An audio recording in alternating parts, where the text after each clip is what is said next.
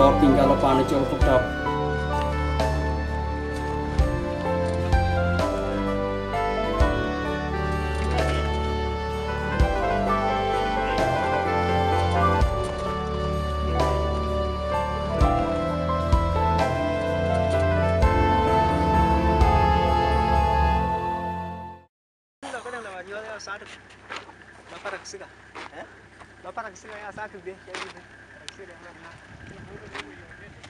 ba belong kuri chi dak dak wono ret bu yor ping bu be nong bu be dai ya ya cha ga muk den ke ni chi pan ke chena pan ding ri yo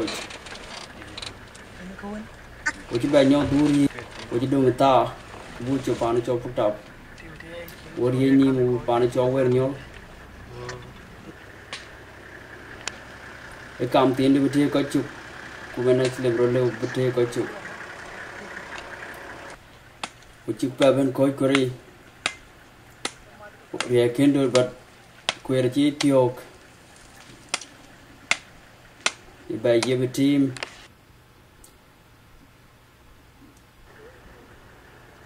alangor kala ling ling kue,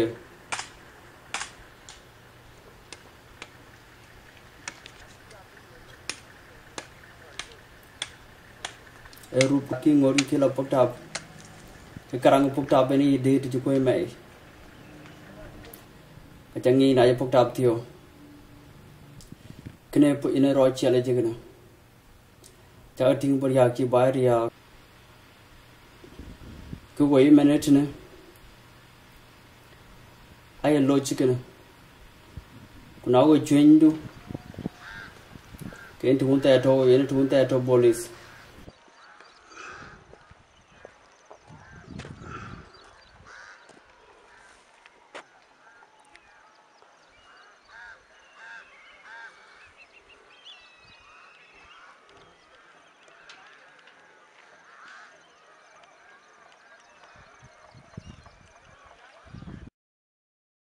Kue nam tueng ke ni karang chul to uci ala kini.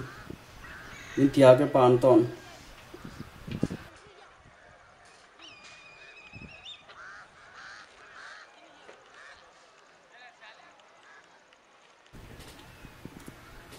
An chat kalau tu on ye to pan ati nau ka kini thanu ter boleh. Dengan tim menguki na won NPA. Garanya poktap. Woi copan na tu wan pie tu bai. Di channel wealth in kana ada pandai ini chatting kemudian ke white ini kemudian we which cale banyo dich ini karang ti le wen janyo tu pandai charo or ji chwan we ban kichiro ngi jitune e garanya poktap on andam turo kan ga khaj ke on tere chorap deng tolnum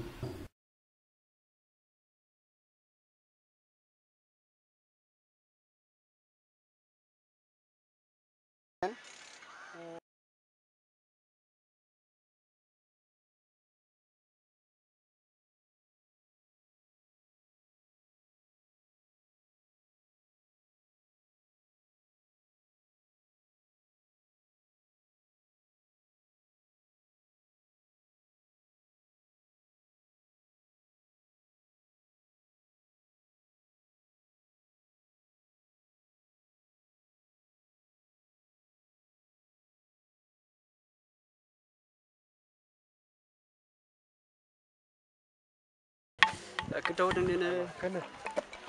ini panakim tetap mana cia gun tetap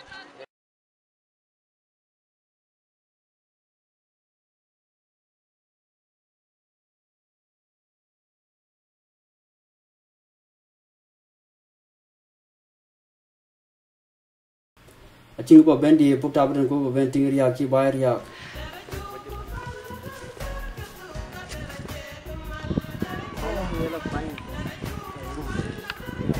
Ora ko na kena je tong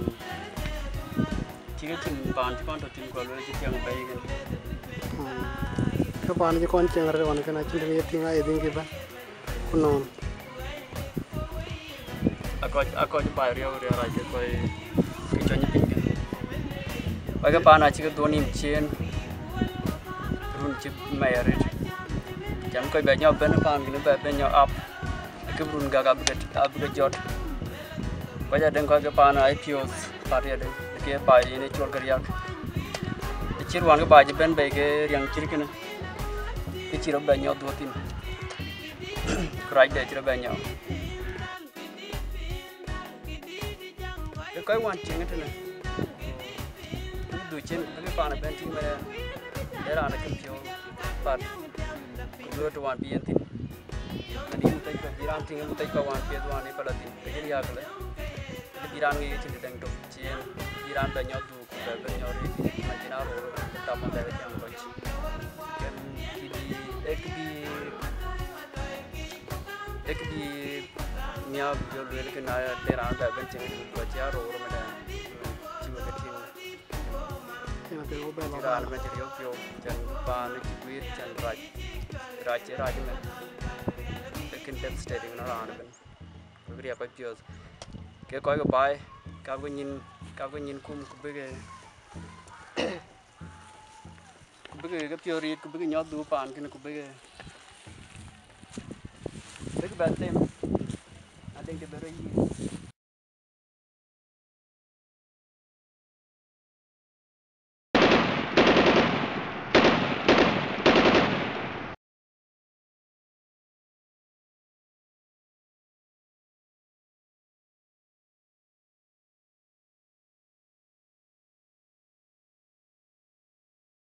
o kui kot ken di te pan maduk tin te pan lu mal wal kene ba are le I parol chu ga ken di Yom kimatul karanti yen bedum kaye kan madam Yom kimatul karanti yen bedum kaye kan madam